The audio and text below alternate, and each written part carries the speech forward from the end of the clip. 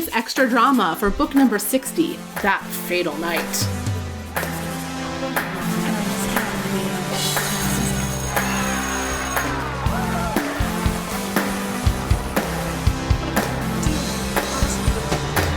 does that make me Miss America?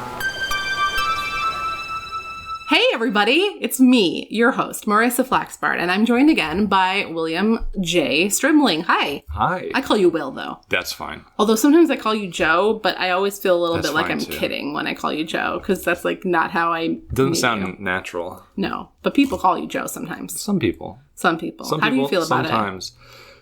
I like my first name. it? Yeah, I like That's it how too. I feel about it. Okay, well that's good to know. I'll keep calling you Will then. Yeah, thanks. Will and I are together in person, which is why this episode probably sounds a little bit different than some of them have lately. We have been in person more lately than I have been in person with most people. This year in This general. year, yeah. Yeah, not lately so much as this year. Because we made a movie We together. made a movie. And that was exciting. Yeah. And continues to be exciting. Sure. Because now is the part where maybe people will get to see it. Yeah. Presumably. They'll see it. Whether they like it or not, they'll see it. It won't be for everybody, but no, what movie is? The Hangover. Like everyone loved that movie. Did they? But I bet not. Well, how do you think the world at large would feel about the movie of Ken Matthews' story? I think it's too much in today's climate. I feel like that it would be asking a lot of an audience to get behind this premise of this boy. There's ways we can amend the story and make it appropriate for today's audiences. But as I mentioned in the episode, I feel like he is unfairly punished with the car accident and the blindness, both of which are kind of random, like they're very random. He's not in any control of his fate. He wasn't doing something he shouldn't have been doing. And this is the cautionary tale. But when he gets his sight back at the end, he also doesn't deserve that. And so it's just as random and undeserved.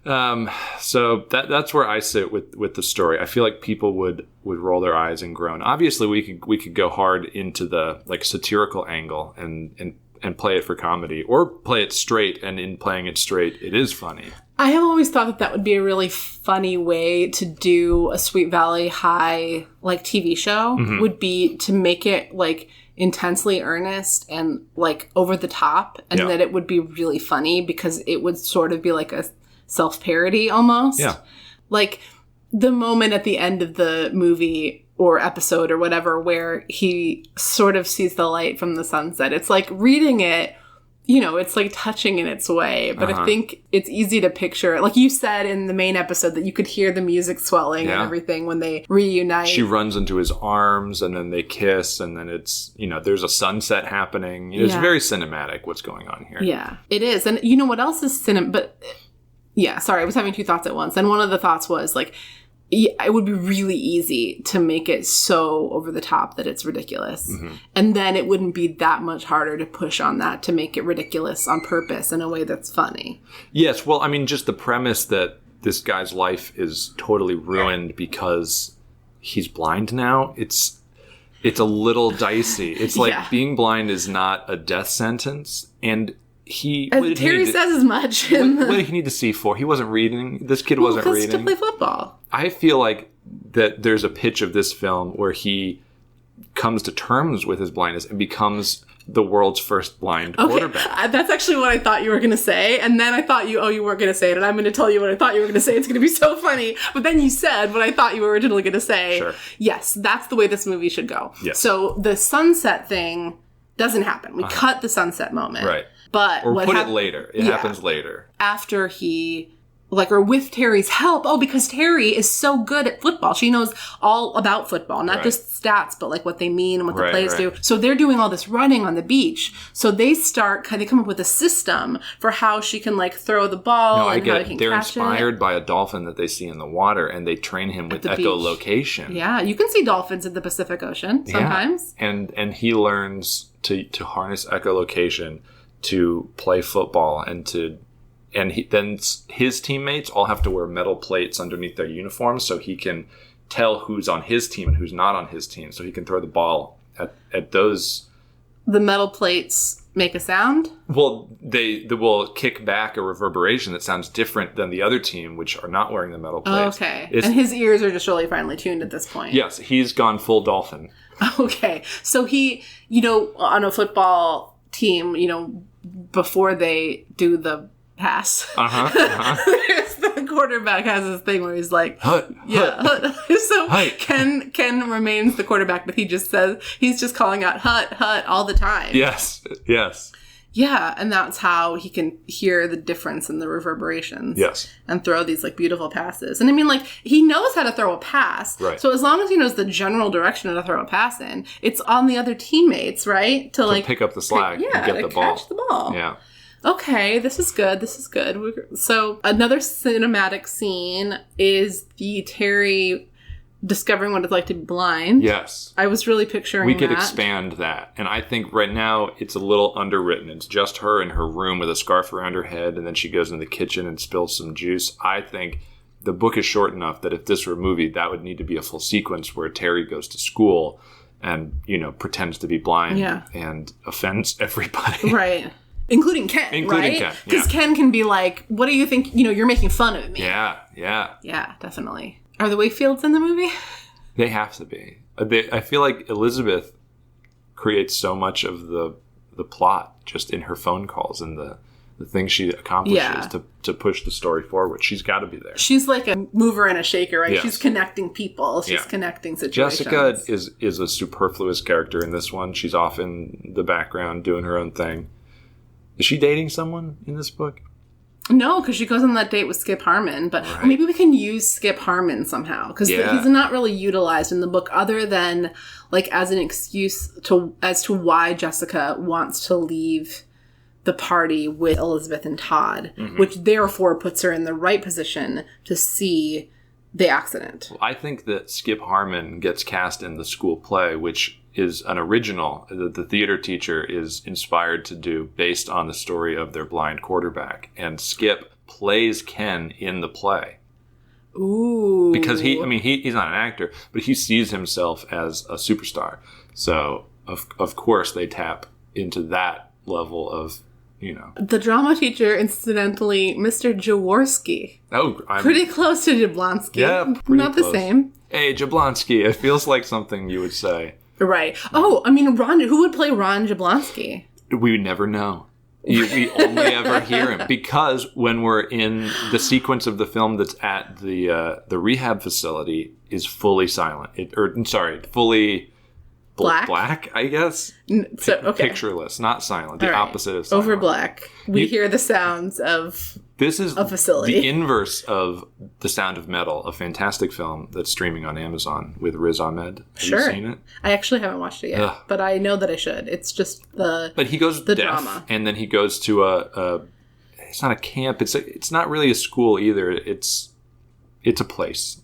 And there are other deaf people that help him learn how to be deaf. But the main mentor figure is a deaf person in that film. And I feel like Ron Jablonski should probably also be a blind person. Right, even though he is not in the book. In the book, they make it very clear that he is not blind. And I think in the movie version that we're making, Ron Jablonski should probably be blind as well. Sure, I like that. To set an example. I do think that if we go too artsy with it, it's a real choice that we're making that might undercut the other direction of pushing it so far that it's comedy. Well, we're going to counteract that with a 4D experience because we want you to be able to have heightened senses in this sequence. So we're going to bring in smells. Okay, so to the theater. That's the fourth D. That's the fourth D is smell. Okay, I was gonna say because sometimes isn't 4D usually has shaking seats. It might still just be 3D because we're taking 1D away and adding a D. It's 3D, but it's not the Ds you're expecting. Yeah, this is good. It's on the billboard. Yeah.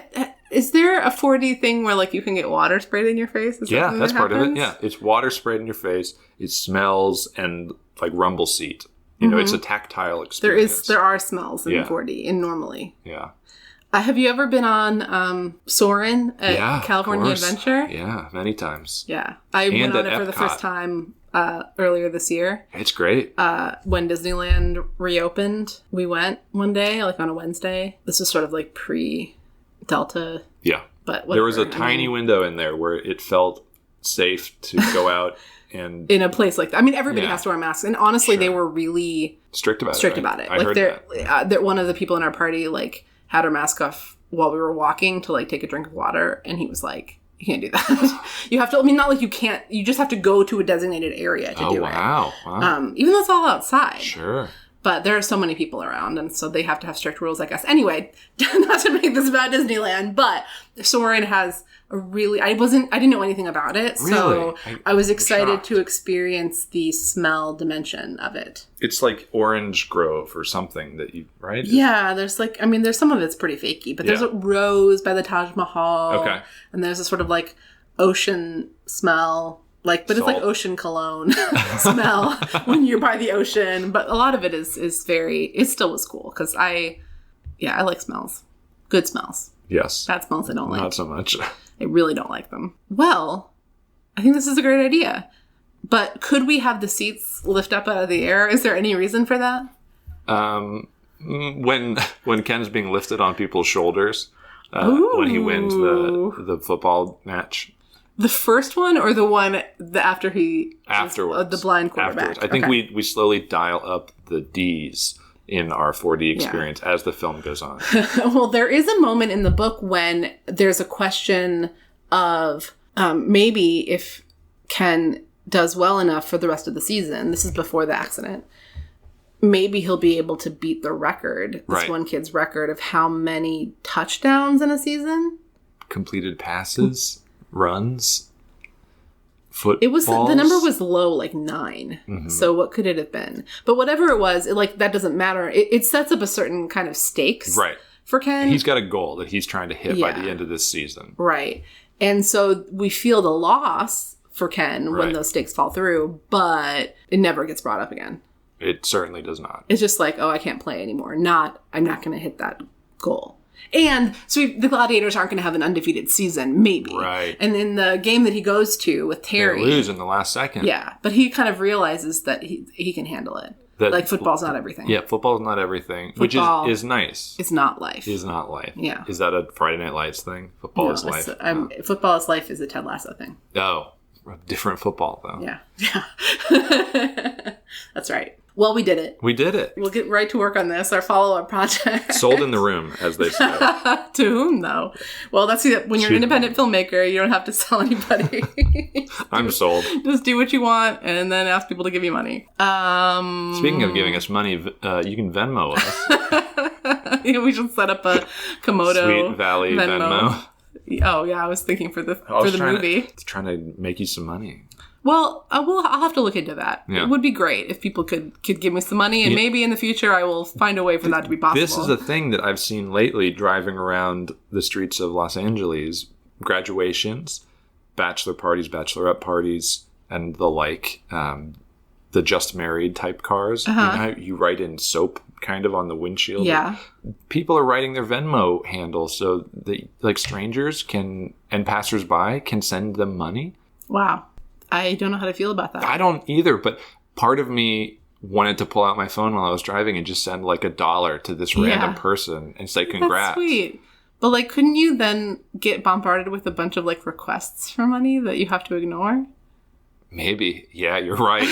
That's right. I would be worried about like publicizing Venmo, which I mean, I've seen a lot of that lately. But I also just want to put mine on my car and see. There's no reason I'm not celebrating anything. I don't deserve this. But I just want to come up with a way to trick the DMV and make it your license plate, like VNMO. Yeah. But WJS. There's not enough room. Yeah. Just put it on a bumper sticker. You can put it right next to your Love Gladiators. Honk if you love to read cake. Honk if you love to read cake bumper sticker. Yeah. Well, Will, thank you so much for this wonderful brainstorm session and for being, such a powerful creative mind. Anytime. And for doing the podcast. See y'all again in 4 years. Yeah. Oh my gosh.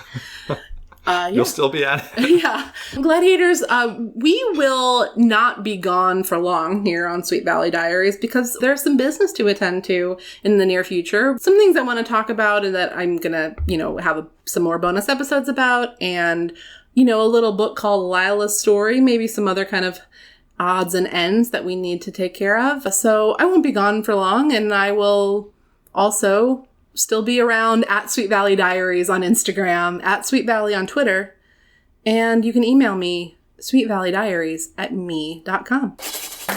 Bye.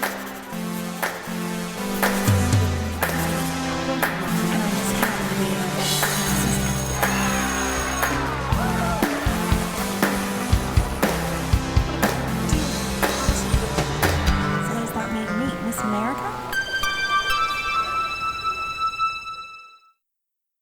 They'll see it. Whether they like it or not, they'll see it. Yeah. So there was whether they like it or not. Sorry, I just said yeah. Like I had not heard the words that you said. Like, they might hate it. Whether they like it or not, they're gonna watch see it. it. Everybody's gonna, no.